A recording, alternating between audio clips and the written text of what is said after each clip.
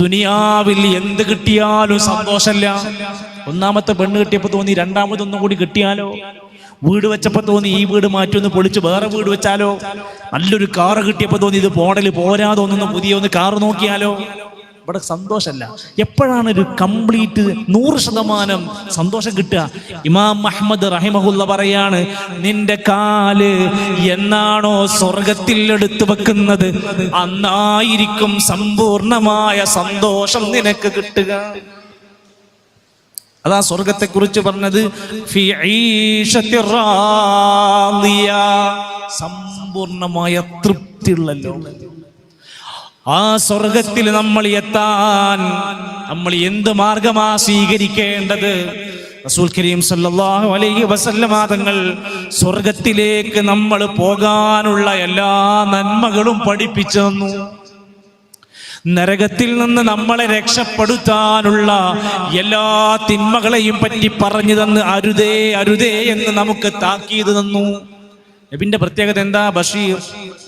ബഷീറം വനദീറാ, സ്വർഗത്തിനെ കുറിച്ച് സന്തോഷ വാർത്ത തരും, നരകത്തിനെ കുറിച്ച് താക്കീത് തരും. അതിനാണ് അവസാനം മരിക്കുന്നതിന്റെ റസൂൽ കരീം സല്ലല്ലാഹു അലൈഹി വസല്ലമക്ക് ആയത്തിറങ്ങി. അവസാനത്തെ ഹജ്ജിന്റെ വേളയിൽ പുണ്യമാക്കപ്പെട്ട മക്കയുടെ പരിസരങ്ങളിൽ ഹജ്ജ് ഇങ്ങനെ നടന്നുകൊണ്ടിരിക്കുമ്പോൾ ആയത്തിറങ്ങിയല്ലോ, അൽയൗമ അക്മൽതു ലക്കും ദീനക്കും വഅത്മംതു അലൈക്കും നിഅമതി വറദീതു ലക്കുമുൽ ഇസ്ലാമ ദീനാ. ഇതാ ഇന്നേ ദിവസം അള്ളാഹു പറയാണ്, ഇന്നേ ദിവസം നിങ്ങളുടെ ദീന് പൂർത്തിയായി, നിങ്ങൾക്ക് തൃപ്തിപ്പെട്ട് തന്നു കഴിഞ്ഞു, ഇസ്ലാമിനെ ദീനായി നിങ്ങൾക്ക് തന്നു കഴിഞ്ഞു. അത് സ്വീകരിക്കലാണ്. വമൻ യബ്തഗി ഗൈറൽ ഇസ്ലാമി ദീനാ ഫലൻ യുഖ്ബല മിൻ, ഇസ്ലാം അല്ലാത്ത ഒരു മതം ചടങ്ങായി ആരാധനയായി അനുഷ്ഠാനമായി കൊണ്ട് നടന്നാൽ അത് സ്വീകരിക്കപ്പെടൂല. കാണുമ്പോ നല്ലതാന്നൊക്കെ തോന്നും, അള്ളാന്റെ അടുത്ത് കബൂലാക്കൂല. അതുകൊണ്ടാണ് ഖബറിനകത്തുള്ള ചോദ്യം, മമാ ദീനുക, അൽ ഇസ്ലാമു ദീനി. പറയാൻ പറ്റണം. ആരാ റബ്ബ്? അല്ലാഹു റബ്ബി, എന്റെ റബ്ബ് അള്ളയാണെന്ന് പറയാൻ പറ്റണം. അൽ ഖുർആനു ഇമാമി, ഖുർആനാണ് ഞാൻ പഠിച്ചത്, അതനുസരിച്ചാണ് ഞാൻ ജീവിച്ചതെന്ന് പറയാൻ പറ്റണം. വെറുതെ കഴിയില്ല. അവർക്ക് മാത്രമേ രക്ഷപ്പെടാൻ പറ്റൂ.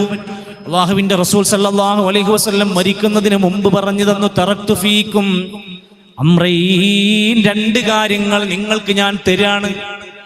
ലൻ തദില്ലൂ മാ തമസ്സക്തും ബിഹിമാ, അത് രണ്ടും മുറുകെ പിടിച്ചാ നിങ്ങൾ പിഴക്കൂല, നിങ്ങൾക്ക് നരകത്തിൽ പോകേണ്ടി വരൂല, ദുനിയാവിൽ നശിക്കേണ്ടി വരൂല. അള്ളാന്റെ കിതാബാണ് ഒന്നാമത്തേത്. അള്ളാന്റെ ഖുർആൻ പഠിച്ച് പകർത്തി ജീവിച്ചോ. വസുന്നത റസൂലിഹി, റസൂലിന്റെ ചര്യ മുറുകെ പിടിച്ചാൽ നിനക്ക് പരാജയം ഉണ്ടാവൂല. അവസാനം ഒരു കാലഘട്ടം വരും, അന്ന് പല അഭിപ്രായ വ്യത്യാസങ്ങൾ ഉണ്ടാകും. ഒരുപാട് അഭിപ്രായ വ്യത്യാസങ്ങൾ ഉണ്ടാകും. നിങ്ങൾ എന്താ ചെയ്യേണ്ടത്? അലൈക്കും ബിസുന്നതി, എന്റെ സുന്നത്ത് മുറുകെ പിടിക്കണം. ഭൂരിഭാഗം എന്ത് ചെയ്യുന്നു? നാട്ടുകാരെന്ത് ചെയ്യുന്നു? ബാപ്പക്കാരനോ മാരി എന്ത് ചെയ്യുന്നു? അത് ദീനായി കൊള്ളണമെന്നില്ല. അലൈക്കും ബിസുന്നതി, നിങ്ങൾ എന്റെ സുന്നത്ത് മുറുകെ പിടിക്ക്. വസുന്നത്തിൽ ഖുലഫാഇർ റാഷിദീനൽ മഹ്ദിയ്യീൻ, ഖുലഫാഉർ റാഷിദുകളുടെ പിൽക്കാലത്തെ റാഷിദീങ്ങളായവരുടെ മാർഗം നിങ്ങൾ സ്വീകരിക്കുക. സുന്നത്തിനെ നിങ്ങൾ നേരെ പിടിക്കുക. അള്ളു അലൈഹാ ബിന്നവാജിദി, അണപ്പല്ല് കൊണ്ട് മുറുകെ പിടിക്കണം. അപ്പൊ നമ്മൾ ദീനനുസരിച്ച് മുന്നോട്ട് പോയെങ്കിലേ രക്ഷപ്പെടും.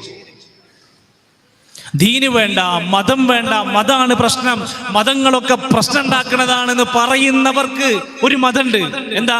മതം വേണ്ട എന്നാണ് അവരുടെ മതം. അത് പറഞ്ഞും പാടിയും പ്രചരിപ്പിച്ചും അവർ നടന്നുകൊണ്ടിരിക്കുക. എന്നിട്ട് അവർക്ക് പിന്നെ എന്താ വേണ്ടത്? അവർക്ക് അവരുടെ ഇഷ്ടങ്ങൾക്കനുസരിച്ച് ജീവിക്കണം. ഹവാ, തന്റെ ഇച്ഛ എന്താണോ തോന്നുന്നതാണ് അവന്റെ മതം. അവൻ ആണുമായി രമിക്കും, പെണ്ണുമായി രമിക്കും. അല്ലേ? സോഷ്യൽ മീഡിയ തരംഗങ്ങളിലൊക്കെ അവരിങ്ങനെ അവരുമായി ഇന്റർവ്യൂ, അവരെ ഉദ്ഘാടനത്തിന് വിളിക്കുന്നു, അവർക്ക് ചാനലുകളുണ്ട്, അവർക്ക് ഫാൻസുകളുണ്ട്. ഏത് തോന്നിവാസങ്ങൾ ചെയ്യും.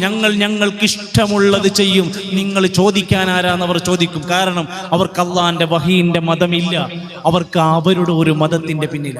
ശൈത്താൻ അവിടുന്ന് പ്രഖ്യാപിച്ചിട്ടുണ്ട്, ആ സ്വർഗത്തിൽ നിന്ന് പുറത്താക്കുന്ന സമയത്ത് പറഞ്ഞിട്ടുണ്ട്, ഇല്ലാ ഇബാദക്കൽ മുഖ്ലസീൻ, നിഷ്കളങ്കരായ മനുഷ്യരല്ലാത്തവരെ ഒക്കെ ഞാൻ പിഴപ്പിക്കുമെന്ന് ശൈത്താൻ പ്രതിജ്ഞ എടുത്തിട്ടുണ്ട്. ഞാൻ നാശിപ്പിക്കും, ഞാൻ കുട്ടിച്ചോറാക്കും എന്ന് പറഞ്ഞതാ പോകുന്നത്. അതോടൊപ്പം നമ്മളോട് സൂക്ഷിക്കാൻ പറഞ്ഞു. കാലങ്ങൾ ഒരുപാട് മുന്നോട്ട് പോയാൽ, യാ അയ്യുഹല്ലദീന ആമനൂ, സത്യവിശ്വാസികളെ, ഇന്ന കസീറം മിനൽ അഹ്ബാരി വർ-റഹ്ബാൻ, പണ്ഡിതന്മാരിൽ പുരോഹിതന്മാരിൽ ധാരാളം ആളുകൾ ഉണ്ടായിരിക്കും. ജനങ്ങളുടെ സമ്പത്ത് അന്യായമായി തിന്നുകൊണ്ടിരിക്കും. അള്ളാന്റെ മതത്തിൽ നിന്ന് ജനങ്ങളെ തെറ്റിക്കുന്ന പണ്ഡിത പുരോഹിതന്മാരുണ്ടാകും. ശ്രദ്ധിക്കണം. അള്ളാന്റെ ഖുർആൻ പറയാ, നാളെ പരലോകത്ത് വന്നു കഴിഞ്ഞാൽ ചില ആളുകൾ സങ്കടത്തോടെ വിഷമത്തോടെ നരകത്തിലേക്ക് മാറ്റപ്പെടുകയാണ്.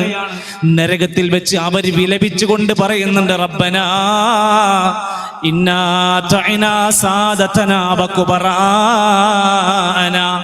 ഞങ്ങളുടെ നാട്ടിലെ ദീനിന്റെ പ്രമാണങ്ങൾ ഞങ്ങൾ നോക്കിയില്ല, ഇസ്ലാമിന്റെ ദീനിയായ നിയമങ്ങൾ നോക്കിയില്ല, ഞങ്ങളെ സാദാതീങ്ങളും കുബറാക്കന്മാരും പറയുന്നതാണ് ദീനെന്ന് വിചാരിച്ച് ഞങ്ങൾ അനുസരിച്ചു.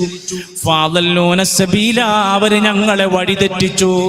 റബ്ബനാ ആതിഹിം ദഅഫൈനി മിനൽ അദാബ്, റബ്ബേ അവർക്ക് ഇരട്ടി ഇരട്ടി ശിക്ഷ കൊടുക്കണം. വൽ അൻഹും ലഅനൻ കബീറാ, അവരെ വലിയ ശാപത്തിന് ഇരയാക്കണം. ഇവരാണ് ഞങ്ങളെ പിഴപ്പിച്ചത്. എന്തും പറയും, പണത്തിന് വേണ്ടി എന്തും വിൽക്കും. ഖബറുകൾ വരെ ഉത്സവ പറമ്പുകളാക്കി മാറ്റും. അള്ളാന്റെ ഖുർആൻ പഠിപ്പിച്ച സത്യ സന്ദേശത്തിന് നേർവിപരീതം സംസാരിക്കും. വേഷം കൊണ്ട്, കോലം കൊണ്ട് അവരൊക്കെ വലിയ പണ്ഡിതന്മാരായിരിക്കും. സുഹൃത്തുക്കളെ, നിങ്ങൾ നോക്കി, വിശുദ്ധ ഖുർആനിൽ 165 പ്രാർത്ഥനകൾ ഖുർആൻ പഠിപ്പിച്ചിട്ടുണ്ട്. ആ പ്രാർത്ഥന അല്ലാഹുമ്മ എന്നാണ്, റബ്ബന എന്നാണ്, റബ്ബി എന്നാണ്. റസൂൽ കരീം സല്ലല്ലാഹു അലൈഹി വസല്ലം രാവിലെ എഴുന്നേറ്റത് മുതൽ രാത്രി ഉറങ്ങുന്നത് വരെ രോഗിനെ സന്ദർശിക്കുമ്പോൾ, ജനാസന്റെ കൂടെ ടോയ്ലറ്റിൽ കയറിയാൽ, പള്ളി കയറിയാൽ, എല്ലാ പ്രാർത്ഥനകളും അള്ളാഹിനോടാണ്. ഹക്ക് ജാഹ് ബർക്കത്ത് കൊണ്ടല്ല, ഇലാ ഹദ്റത്തി വിളിച്ചുകൊണ്ടല്ല, വേറെ ഏതെങ്കിലും നബിനോടല്ല, എല്ലാം അള്ളാഹുവിനോടാണ്. എന്തുകൊണ്ടാണ്? ഖുർആൻ പഠിപ്പിക്കുന്ന പ്രധാനപ്പെട്ട ആശയമാണ്. വഖാല റബ്ബുക്കും, നിങ്ങളുടെ റബ്ബ് പറയുന്നു, ഉദ്ഉനി, നിങ്ങൾ എന്നോട് പ്രാർത്ഥിക്ക്, അസ്തജിബ് ലക്കും, ഞാൻ നിങ്ങൾക്ക് ഉത്തരം നൽകും. എല്ലാ പ്രാർത്ഥനയും അള്ളാഹിനോടാണ്. അള്ളാഹുവിനോട് പ്രാർത്ഥിക്കാതെ മറ്റാരോടെങ്കിലും ഒക്കെ പ്രാർത്ഥിച്ചാലോ, വമൻ അദല്ലു മിമ്മൻ യദ്ഉ മിൻ ദൂനില്ലാഹ്, അള്ളാഹുവിനെ കൂടാതെ മറ്റാരെയെങ്കിലും വിളിച്ചു പ്രാർത്ഥിക്കുന്നവനേക്കാൾ വഴിപിഴച്ചവനാരുണ്ട്? എനിക്ക് പിഴച്ചത് അവനാണ്.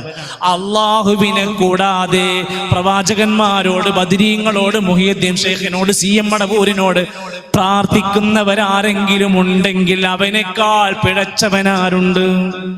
ലാ യസ്തജീബു ലഹു ഇലാ യൗമിൽ ഖിയാമ, ഖിയാമത്ത് നാൾ വരെ നിങ്ങൾ കെഞ്ചി കെഞ്ചി പൊട്ടിക്കരഞ്ഞ് വിളിച്ചാലും ഉത്തരം ചെയ്യാൻ കഴിയാത്തവരോട്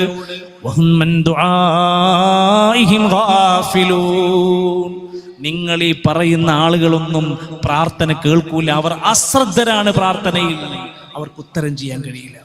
ഈ കുഞ്ഞത്തൂരങ്ങാടിയിൽ നിന്ന് ഒരു 3 കിലോമീറ്റർ അപ്പുറത്ത് ഹൈവേ കൂടെ ഇങ്ങനെ പോയി അവിടെ ഒരു പണ്ഡിതനുണ്ടെന്ന് നിങ്ങൾ ഇന്ന് സങ്കല്പിക്കും. ഒരു വലിയ ശൈഖുനയുണ്ട്.